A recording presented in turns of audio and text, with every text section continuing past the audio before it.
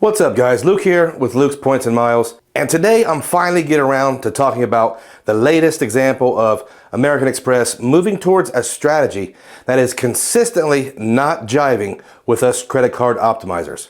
That's right, Amex has given us complete revamp of the Hilton Business Card. Now I have defended the changes on the personal cards because I think Amex made them more beneficial to Hilton loyalists at the expense of the folks that want a sock drawer card. But this one, first I'll go over the changes, and I'll do that quickly because by now most of you have already learned about them. Afterwards, I'm going to explain why I actually like the changes, but not for any obvious reasons. And I'll also explain why the sky is not falling with this new change, even if you plan on canceling the card. I actually do hold this card, and I've held it twice. I'll tell you how I plan to use these changes to my advantage.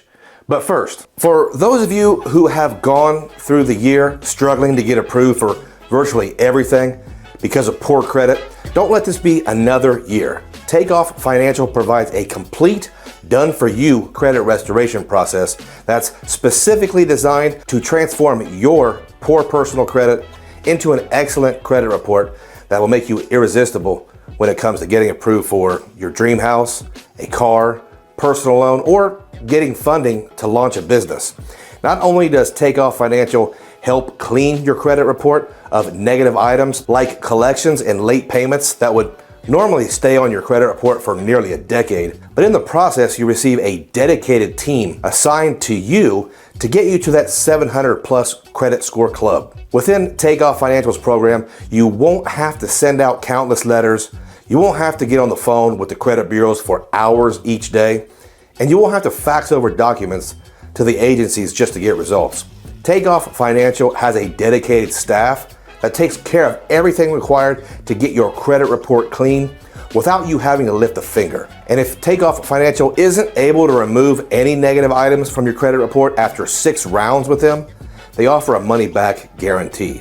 Takeoff Financial has changed the lives of consumers all across the country. If you don't believe me, their 60 plus 5-star testimonials on Google of their clients' experience speaks for themselves. If you're interested in booking a free call, use the special link in the description below and fill out their consultation form. You'll then receive an email to schedule that free call. And if you do this, don't forget to mention that your Uncle Luke sent you. So let's quickly go over these changes, and they are substantial. First of all, Amex hiked the annual fee up from $95 to $195. Let me first speak on this because I think some of us just aren't being fair. The price of everything is going up. The price of doing business has increased, just like your groceries. So anyone who isn't already factoring in credit card annual fee raises, you're just kidding yourself. They have gone up, and the ones that haven't, guys, it's on the way. Now, have prices doubled? Maybe not, and I think the $195 might have been good at $150, like the Surpass. Next big change is all the 6 times bonus categories, they're gone. And I was one that thought this card had some really great category bonuses. The card still gets 12 times on Hilton purchases, and now the card will get 5x on everything else up to $100,000. That's a big knock so far from those reviewing the card, but I don't agree, and I'll tell you why later. Now, here's something that should not have surprised anyone.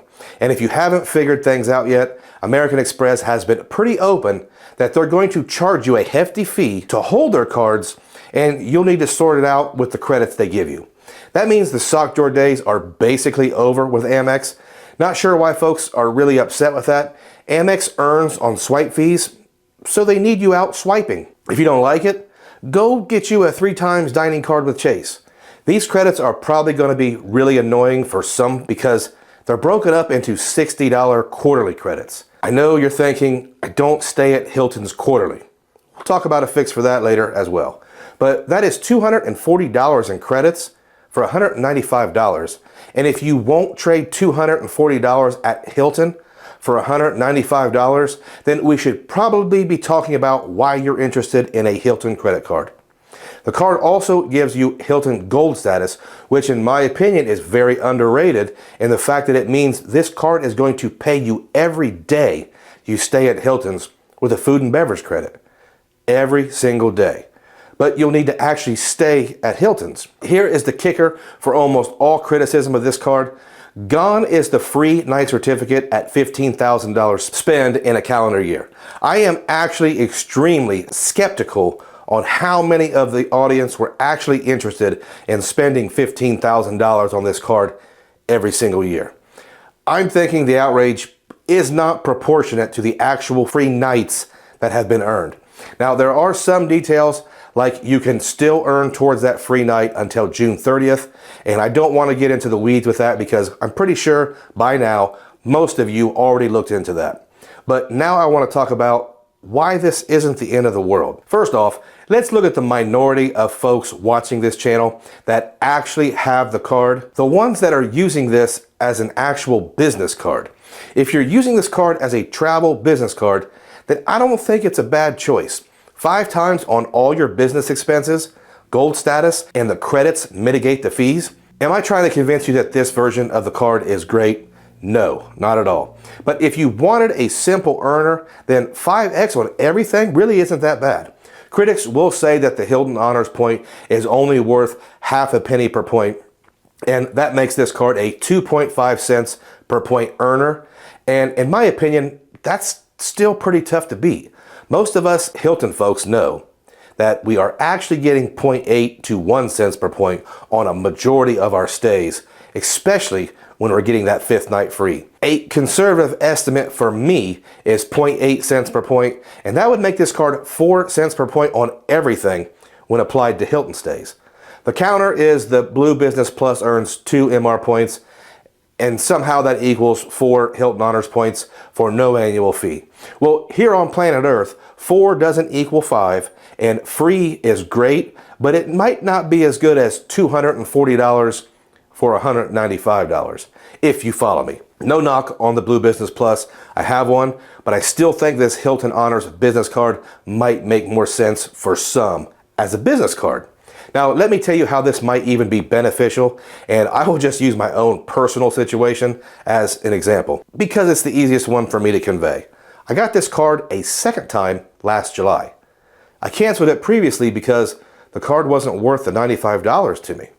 I got an offer of however many bonus points and a free night cert. So I applied for the card and I was approved a second time. After hitting the sign-up bonus, it made sense to finish off the $15K to get the second free night. And I haven't swiped this thing since then at all. I guess I'm saying if it wasn't for the welcome offer spending, I don't think I would have ever put $15,000 on it. And I like to earn Hilton points. So maybe that free night isn't as big of a deal as some of us are making it out to be. I also have to admit I am moving away from Hilton, and I had planned to cancel this card in July anyway. So now what?